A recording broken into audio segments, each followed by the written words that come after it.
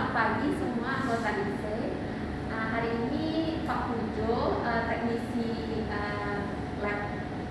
lab mau memberikan sedikit trik dan tips untuk teman-teman yang menggunakan aparatur mikroskop dan mikromanipulator. Memang tergantung mikromanipulator merek apa yang teman-teman gunakan, tapi kita di sini menggunakan narasi D. Jadi Pak Pujo mau memberikan sedikit trik and tips untuk teman-teman. Pak, kalau misalnya sebagai embryologist, hal pertama apa sih yang trik untuk yang dapat Bapak berikan kepada kami, Pak? Oke, siap. Jadi yang pertama itu adalah pencocokan mata kita. Pencocokan mata di lensa okuler, lensa atau lensa epis. Nah, ini harus posisinya 0. Ini harus 0. Karena 0 ini adalah acuan fokus dari sampel dengan kamera. Nah, apabila terjadi perbedaan fokus, biasanya ini nggak di posisinya 0. Kalau standar dari Nikon sendiri, kalau 0 artinya udah posisinya fokus di kamera.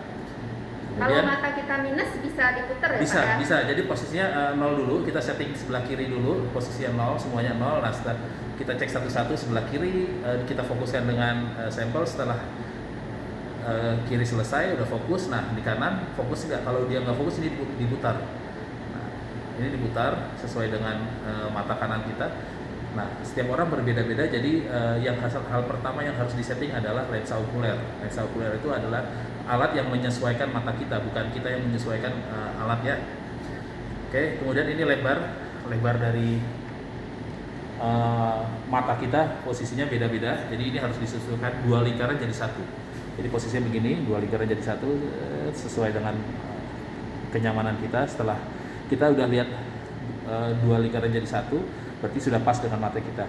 Nah, kepala posisi orang itu beda-beda ya, jadi harus disesuaikan dulu ini. Oke. Kemudian untuk polarisasi di atas untuk setting 3 dimensi biasanya. Ini harus selalu dimainkan karena pada sperma dengan telur dibutuhkan fokus yang berbeda atau 3 dimensi yang berbeda. Jadi ini harus dimainkan. Terus kemudian sama yang di bawah ini, lensa di bawah.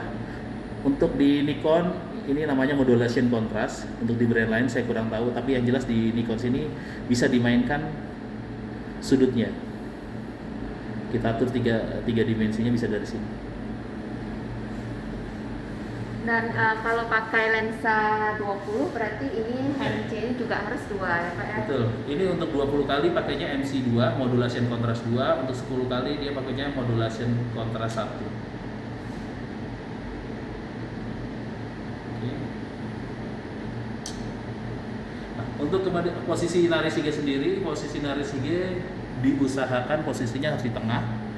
Di tengah seperti ini posisinya. Ini posisi X, Y-nya juga harus di tengah, Z-nya juga harus di tengah. Posisi atas bawah, ini depan belakang harus di tengah, dan ini kanan kiri, X-nya harus posisi di tengah. Begitu juga dengan joysticknya. Joystick juga harus posisi di tengah, diusahakan di tengah. Ini untuk atas bawah, Z-nya, ini untuk Y-nya juga posisinya di tengah, dan X-nya posisinya juga di tengah, ada di jarum di sini. Oke. Nah, untuk kecepatan juga di sini ada speed, jadi bisa diatur untuk kecepatan pergerakan XY-nya bisa diatur di sini. Kecepatan adjustment. Nah, ini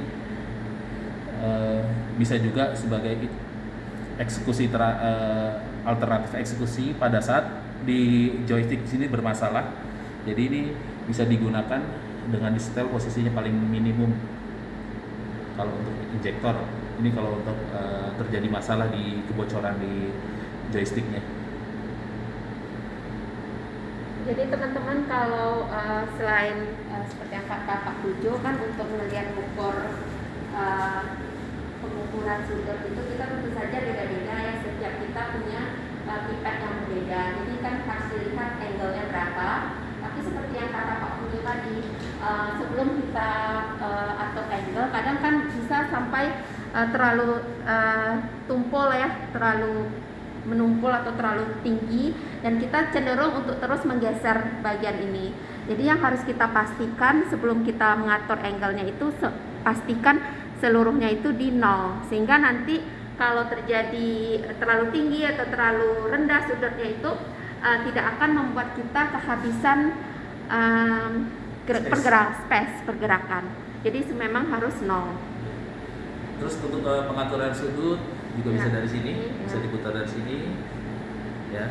Terus kalau pengaturan depan ke belakang bisa dari sini, ya. Normalnya kalau kita memakai jarum yang 35, sudutnya 35, itu settingnya di sini di 38, 37 atau 38 ya. Lebih sedikit lebih Iya, agak ini ya, sedikit Pak? lebih tinggi. Tinggi ya.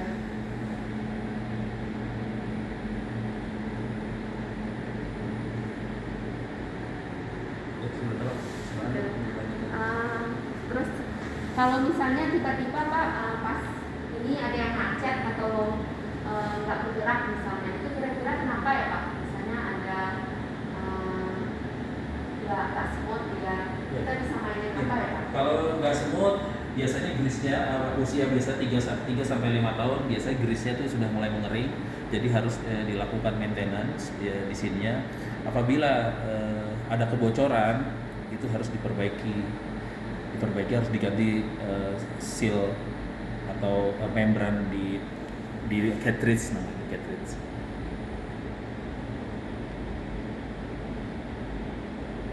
Oke. Nah, ini bisa saya cabut ya? Boleh Pak? Saya cabut ya. Ya.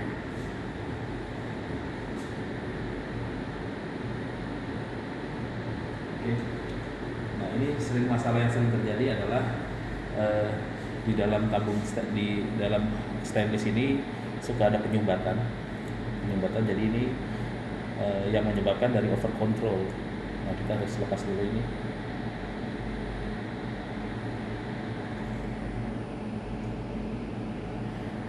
Ini pastikan seal di sini dalam kondisi baik ya.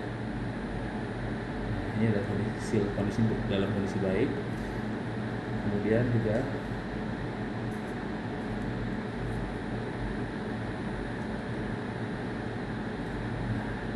bisa dibuka, dan pastikan juga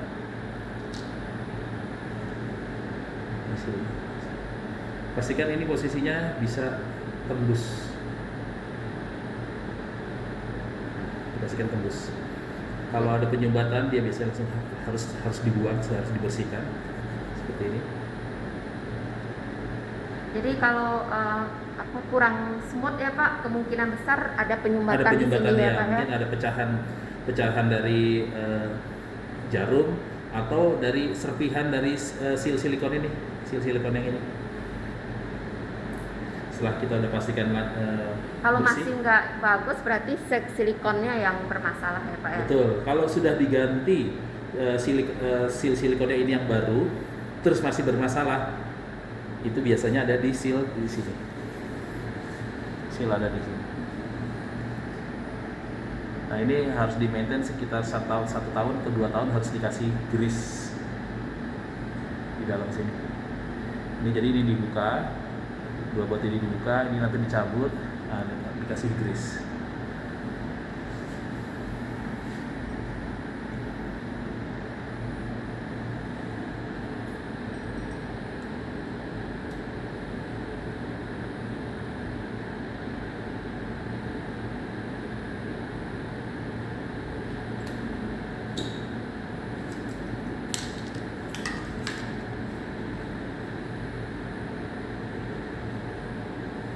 Kalau untuk pembersihan lensa sendiri sebenarnya nggak diperlukan ya Pak, cuman pembersihan dengan lensa okular saja ya Pak, objektif nggak kita sarankan ya Pak ya. Betul.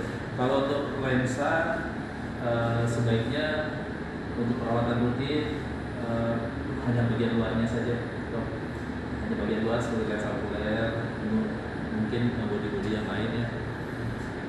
untuk mencegah pergeseran atau berubah dari setting gitu. Jadi disarankan hanya lensa okuler aja dan bagian atas di sini Atas. polarizingnya. Pembersihannya dengan alkohol absolut ya Pak yang Ya. dianjurkan. Untuk pembersihannya cairannya alkohol 98% atau absolut. Kenapa harus pakai 98 atau absolut? Kita mengharapkan kecepatan dari pengeringan cairan tersebut agar tidak meninggalkan bekas. Jadi diperlukan kecepatan pengeringan. Maka kita gunakan alkohol 96 atau 98 atau absolut. Mungkin demikian yang bisa disampaikan. Ya, satu lagi kalau teman-teman untuk mencegah adanya getaran ya, kadang kan kita sering ada getaran sedikit sangat terganggu, kita bisa memakai meja anti getar ya, yang kemudian bisa dipompa airnya sehingga sama sekali tidak bergetar. Saya rasa itu saja. Terima kasih Pak Pujo.